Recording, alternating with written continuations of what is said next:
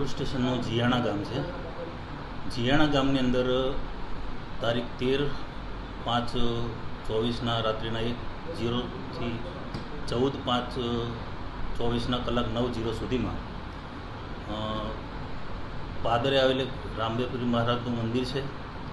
એ મંદિરમાં રામપીર મહારાજની મૂર્તિને ટાયર વડે સળગાવેલી છે તથા એની બીજી બાજુમાં બંગલાવાડી મેલડી માતાનું મંદિર છે. જે મેલડી માતાના મંદિરને પણ જે માતાજીની મૂર્તિ હતી એને લાકડાઓથી સળગાવી અને લાગણી દુભાય એવું કૃત્ય કરવામાં આવેલું છે તેવી હકીકત બહાર આવી છે.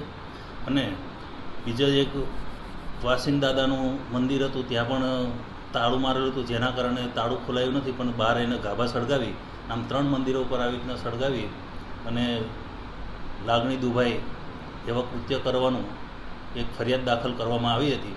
અને જે ફરિયાદ એ જ ગામના કાનજીભાઈ સવસીભાઈ મેઘાણી, જેઓ તાલુકા સદસ્ય છે, તેઓએ આ ફરિયાદ પોલીસ સ્ટેશનમાં દાખલ કરાવેલી.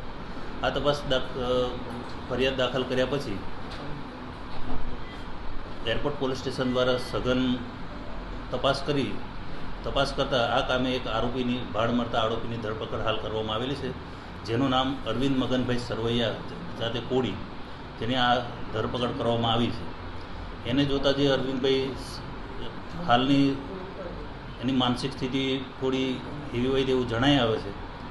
અને જેઓ આરોપી તરીકે જે છે ભૂતપૂર્વ સરપંચ પણ રહી ચૂકેલા છે.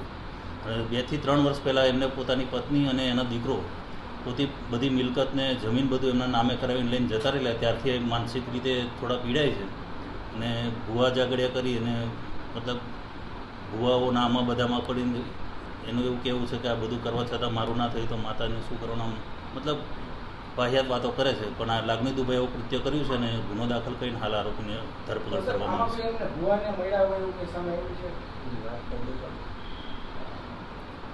છે.